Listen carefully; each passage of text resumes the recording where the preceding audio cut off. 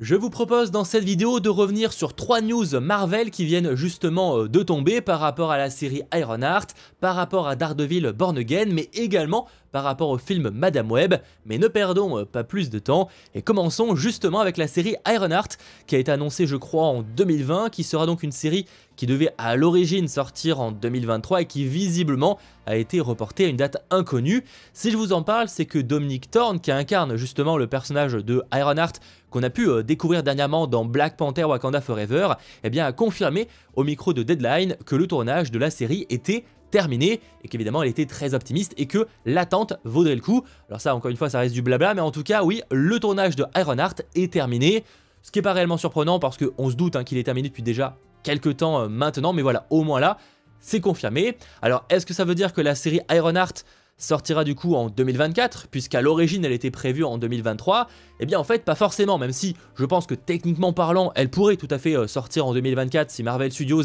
s'activait sur le développement de la post-production, etc. Mais dans les faits, en fait, ça n'a pas encore été annoncé pour cette année et on partirait plutôt sur une sortie en 2025 dans le meilleur des cas, puisque cette année sortira en termes de live action la série Agatha et c'est plus ou moins tout. Là, Ironheart, visiblement, ouais, ça pourrait sortir en 2025, voire 2026. Alors pourquoi attendre aussi longtemps? J'imagine que c'est peut-être pour s'accompagner de la sortie du film Armor Wars, qui est normalement toujours en préparation, et on peut supposer que les deux, au vu des personnages, pourraient être potentiellement connectés. Ça reste évidemment des spéculations, parce qu'il n'y a eu aucune confirmation de ce côté-là, mais après Ironheart, c'est un peu comme Echo, ça fait partie de ces programmes qui n'ont pas une hype énorme, que Marvel souhaite sûrement sortir un petit peu en se débarrassant de ça, donc malheureusement c'est pas spécialement très rassurant, mais à voir évidemment si on aura une bonne surprise. Mais en tout cas ouais, on partirait sur minimum je pense 2025 pour une sortie, ce qui sera un peu compliqué parce que ça veut dire qu'on aura eu un écart assez énorme entre sa première apparition dans justement Black Panther Wakanda Forever en 2022 pour au final l'avoir que quelques années plus tard dans sa propre série. Après j'ai envie de vous dire que c'est à peu près pareil avec Captain America, qu'on a pu, enfin en tout cas dans la version de Falcon, qu'on a pu découvrir du coup dans la série Falcon et de Soldat d'hiver pour au final amener à Captain America 4 et ça des années plus tard. Bon, en tout cas c'était la première news Marvel que je voulais vous évoquer, mais passons sur un film qui là aussi ne hype pas énormément le grand public. Parlons de Madame Web. Alors là pour le coup on n'est pas sur une production de Marvel Studios mais de Sony Pictures, prenant place encore une fois,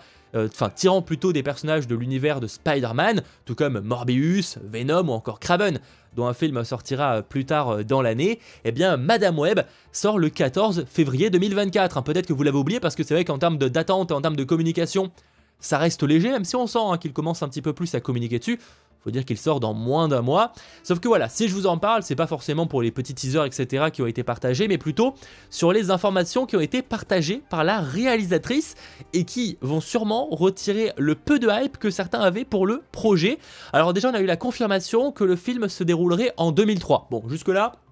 en soi, pourquoi pas. Effectivement, il faut quand même noter qu'il y avait des rumeurs comme quoi le film à la base devait plutôt se prendre place dans les années 90 et qu'il y a eu pas mal de reshoots, notamment pour retirer des éléments qui faisaient référence à Spider-Man, etc. Alors ça, pour le coup, ça reste à prendre avec de giga pincettes par rapport à Madame Web, mais c'est vrai qu'il n'est pas extrêmement surprenant qu'à l'origine, Sony Pictures envisageait des connexions de ce film-là avec Spider-Man, parce que déjà, ça ferait plus d'entrées, on va pas se mentir, et aussi parce que mine de rien, on va évoquer justement des Spider-Woman, etc. Donc faire des références à Peter Parker et à Spider-Man, ça ne semblerait pas aberrant. Sauf que voilà, si je vous en parle encore une fois, eh bien c'est l'information supplémentaire qui a été partagée par la réalisatrice. Elle vit définitivement dans un monde autonome. Pourtant, malgré tous ces réseaux interconnectés, donc ça fait référence justement au film prenant place dans le Spider-Verse de Sony Pictures, donc on retrouve Venom, on a Morbius, on aura Kraven très bientôt, et on sent qu'il y a une équipe des Sinister Six qui se prépare, comme on a pu le voir en scène post-crédit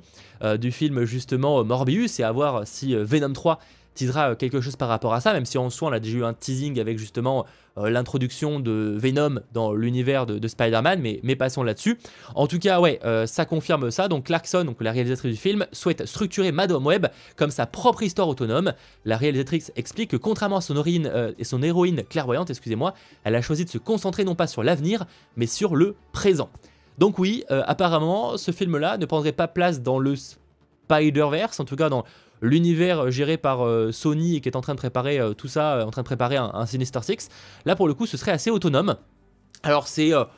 pas spécialement dérangeant sur le papier, parce que des fois on préfère un film autonome qui soit qualitatif, il n'y a aucun débat là-dessus. Malgré tout, c'est quand même une annonce assez étonnante parce que bah, on va pas se mentir que si Venom 2 a autant attiré, c'est quand même en partie parce qu'il y avait justement les leaks concernant la présence de Spider-Man en scène post-crédit. Morbius quand même s'il n'y avait pas Spider-Man, il jouait quand même volontairement un petit peu sur le doute, notamment avec une image, où à un moment on voit une image, une affiche du Spider-Man de Tobey Maguire, qui est en plus à la base tiré de Spider-Man PS4, mais passons sur ce truc un peu chelou, pour qu'au final cette scène-là ne soit même pas dans le film, et selon le réalisateur elle ne l'a jamais été, donc pour le coup c'est quand même assez étonnant que Madame Web ne tente pas là-dessus. Alors il est vrai que Madame Web de toute façon peut quand même miser sur le fait que dans le trailer on voit des Spider-Man, on voit un personnage qui a un costume qui pourrait ressembler à un costume de Spider-Man, donc il y a quand même ça qui peut peut-être intriguer le grand public. Malgré tout, on se dirige à première vue sur un flop monumental, ce qui n'a pas été encore le cas jusqu'à présent du côté des films de Sony Pictures, parce que quoi qu'on en dise, Morbius n'est pas un échec en fait au vu du budget et au vu de ce qu'il a rapporté, il est globalement probablement rentable, ce qui est déjà un exploit au vu tout simplement des attentes qu'il y avait sur ce dernier. Donc visiblement, Madame Web ne sera pas connectée à tout ça, il n'y aurait pas de scène post-crédit qui pourrait le connecter au reste des films, donc j'avoue que c'est quand même une annonce qui était clairement inattendue. J'aurais pensé qu'il aurait fait partie intégrante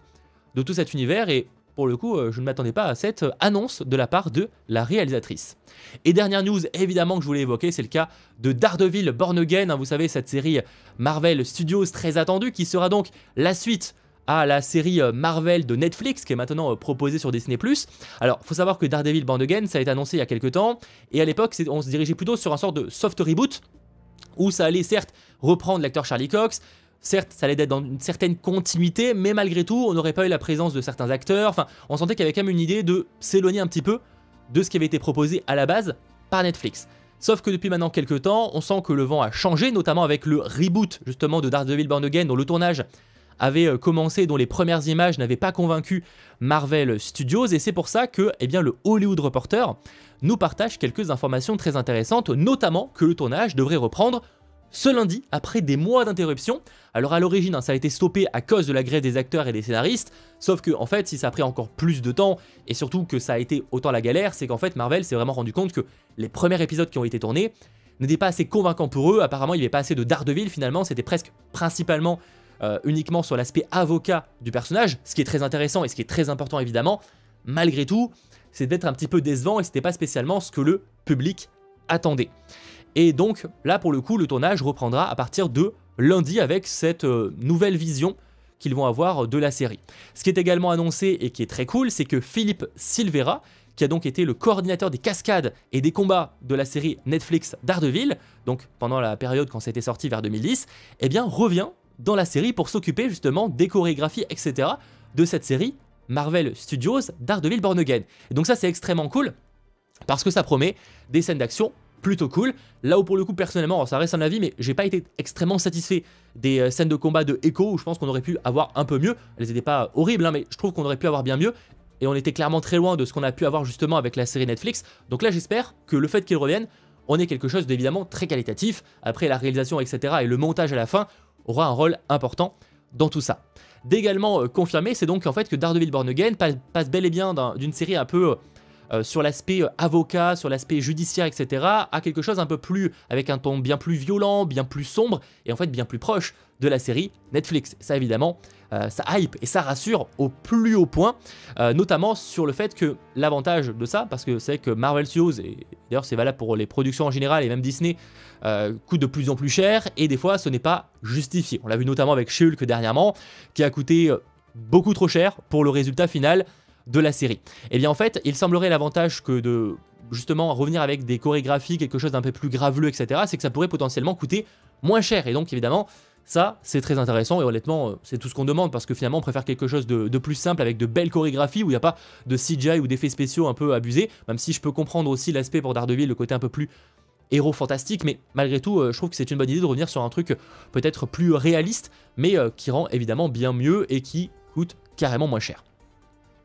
Dans les autres informations, bon, ça c'est des choses qu'on savait déjà, mais on a la confirmation encore une fois que Dario Scardapan, qui avait notamment travaillé sur la série The Punisher, a rejoint Justin Benson et Aaron Moorhead pour justement s'occuper de cette saison, donc de cette série, et de l'écrire. Justin Benson et Aaron Moorhead qui ont notamment bossé sur la saison 2 de Loki, qui avait aussi je crois bossé sur Moon Knight, si je ne dis pas de bêtises, et d'également confirmer, il y avait des rumeurs par rapport à ça, eh bien Deborah Anwall et Elden Henson qui incarnent Karen Page et Foggy Nelson seront de retour, parce que oui, à la base, ce n'était pas prévu. Alors selon les rumeurs, ils devaient mourir hors écran.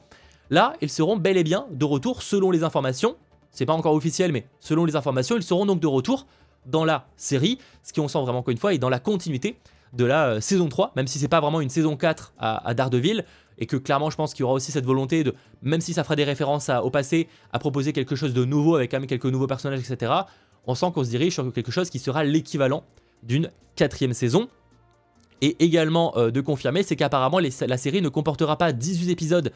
comme il était prévu, mais apparemment on se dirigerait plutôt sur un petit peu comme la série Netflix, on était sur une dizaine d'épisodes, un peu moins, donc voilà, un peu moins d'épisodes, et en soi c'est pas spécialement dérangeant, on préfère quelque chose de plus court et de bien plus rythmé. Après encore une fois à voir ce que ça va concrètement donner. Et pour réellement terminer, eh bien en fait les séries comme Daredevil ou encore le Punisher ou même Hawkeye ont gagné en popularité dernièrement sur Disney+, notamment grâce à la sortie de la série Echo et de la communication autour de elle. Et en soi c'est assez cohérent parce que bah, forcément quand tu vois Daredevil et quand en plus tu mises sur, enfin vraiment cette fois tu mets en avant le côté que la série Daredevil de Netflix est maintenant canon avec Marvel Studios, ce qui était en partie le cas, mais jamais, ça fait quelques années maintenant que Marvel Studios restait très flou par rapport à ça. C'est bien que là maintenant forcément la série gagne en popularité grâce à cette mise en avant, mais même son apparition dans le cas de Daredevil dans Spider-Man No Way Home avait fait monter à l'époque les audiences justement de la série Netflix. Et d'ailleurs en parlant du Punisher, il est également confirmé de la part du Hollywood Reporter, de nouveau je crois, que John Bernthal sera bel et bien présent visiblement dans la série. Voilà, donc ça c'est quand même plutôt cool. Enfin en tout cas qui reprendra son rôle, mais j'imagine que ça fait référence à la série Daredevil Born Again, pour commencer avant possiblement sa propre série plus tard, mais ça évidemment j'extrapole. J'espère en tout cas que cette vidéo récap sur les 3 dernières grosses news Marvel vous aura intéressé, et si c'est le cas, eh bien n'hésitez pas à lâcher un petit pouce vers le haut, à vous abonner, et on se retrouve très vite. Allez, ciao tout le monde, et très bon week-end.